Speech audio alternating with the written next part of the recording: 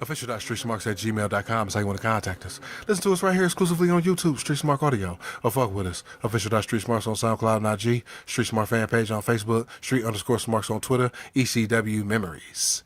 This is the Extreme Retro Review for ECW, August 23rd, 1994. This is the go-home show for the title tournament. H-Dub, what are your thoughts of this shizo? I gave this a D for don't watch. Basically a clip show with no redeeming qualities like the one from last week. If you saw Hardcore Heaven or the show last week, then you basically saw this show. So we got a cold open. The show steals of putts and hack at Hardcore Heaven. The first shot in the background is Neckbeard or Mike Johnson, looking like a plump little lesbian. It's set to the usual low Lenny Kravitz ballad with a trumpet in the background. And for those with the Tape Trader show, I don't know what it had in the background for those on WWE Network. 59 minutes and 20 seconds for the Tape Trader show. Did you get the show time for the network? I do believe it was roughly 48 minutes. All right, cool. So they show video of women reviving Hack with the Squally after the Putts match with Sandman. LOL. It goes into a Hack woman promo. Sandman's asking, "What's wrong, woman?" Nancy's like, "Nothing." Hack says, he stops the promo. Nancy says, "He did it again." And he's like, "What?" "He kissed me." The Putts kissed me. It's gross. I was about to get really gross. And then she said, "You know what? He's comparing that kiss to Peaches." Oh, no, I'm feeling fucked up again. Oh, I said, ew. Ew. Woman thinks she saw him in the back of the ECW arena kissing. Ew. Ew. Putz is probably at Hack's house drinking his beer, using his weights. Maybe it's a three-way between Goof, Tranny, and Putz. Human centipede style.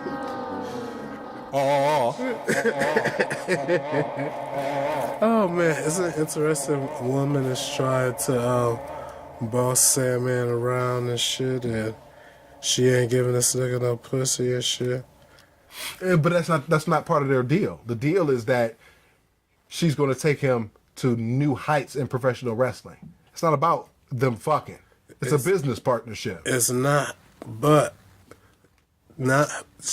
she trying to sick this nigga on Tommy Dreamer, because Tommy Dreamer they kissed her and shit 2 times, and she jealous because her kisses are up there with Peaches apparently. Rest in peace and shit. You know what I'm saying? So, I feel like Sandman is heading dangerously close to cuck territory. And at the worst kind of cuck, because he ain't even fucking. Sandman yells, "Dreamer!" He starts rambling about the Putts as woman doesn't stop nagging him. He puts the Squally out on the cane, and woman keeps talking.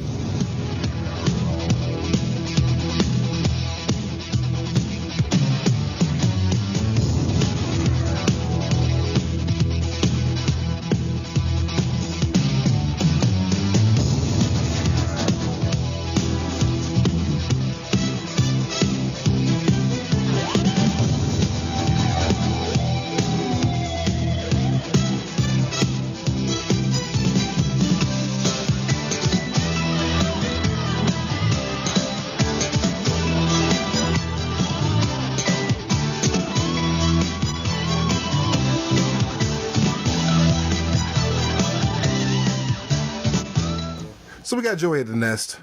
He's detailing the niggas with attitudes title tournament. He shows the bracket.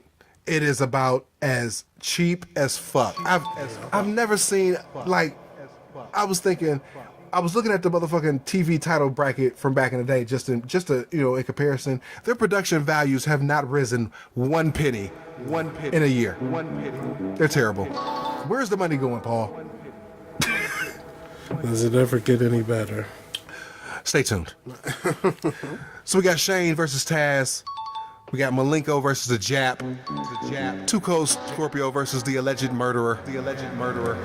And the Super Jake versus a wild card because Terry Funk dropped out of the title tournament to team up with Cactus Jack to face the Public Enemy for the tag team titles. Remember that. Yeah, because he was scared of getting his ass handed to him by 911. That's all it was. So here's a little biatch.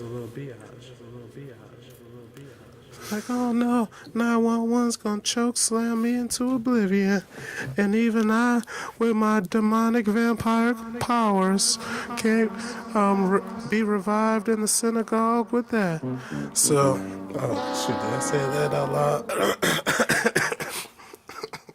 Speaking of synagogues, never give Dean Malenko promo time. Oh my God, unless you can't go to sleep. Like if it's the middle of the day and you just like gotta take a nap because you trying to get some poon later, you want to tear that ass up, put on some Dean Malenko and he will put your ass straight to sleep. They should have nicknamed this nigga The Sandman. the Quiet Storm. Because this is the nigga he put your ass to sleep. They gave him so much promo time, he killed himself. Man. Not to mention, he did not look like a star with his pink shirt with the pockets. It was a pink, just regular ass t-shirt.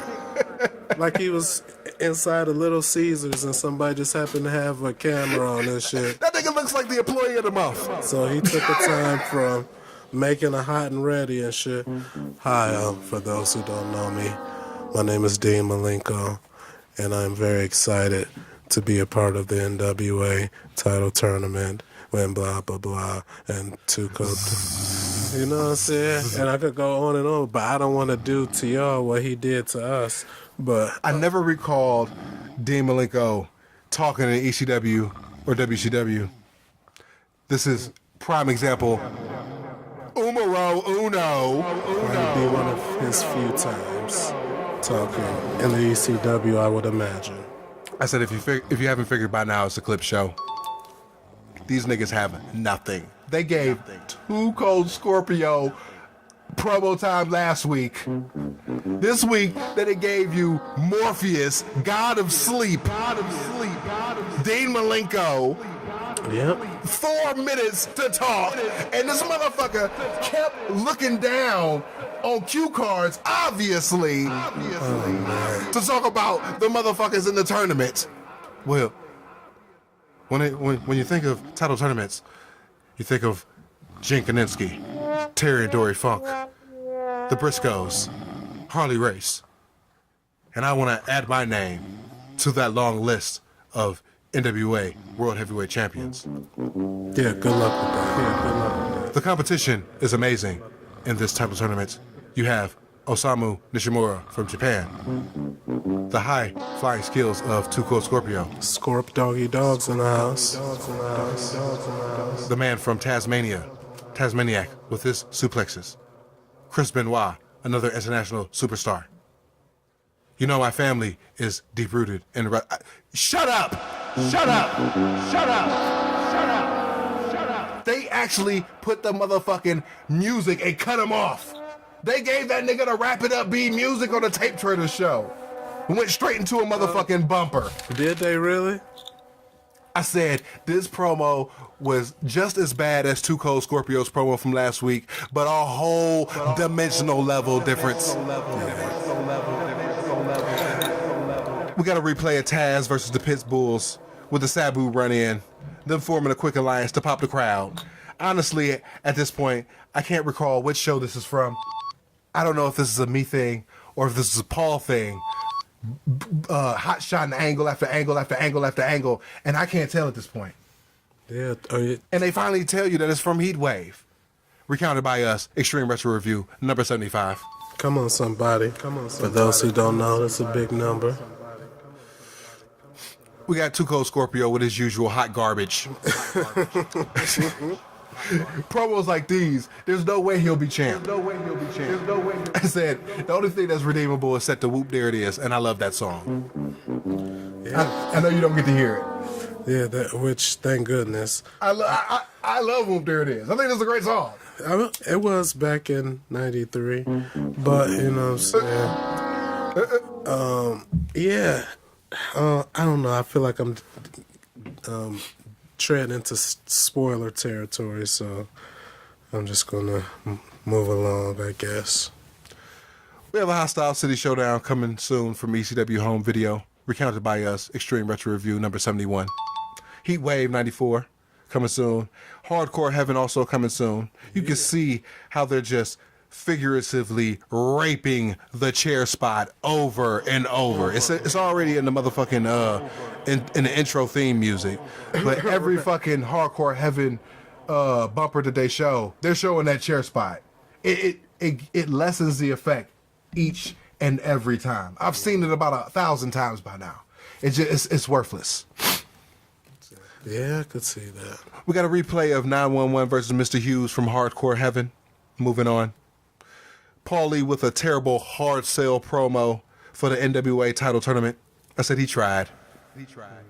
He puts everybody over.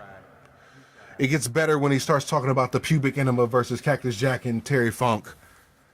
And he ties Funk back to the tournament, explaining the reasons why he had to pull out of the tournament to fight the Public Enemy. Your thoughts?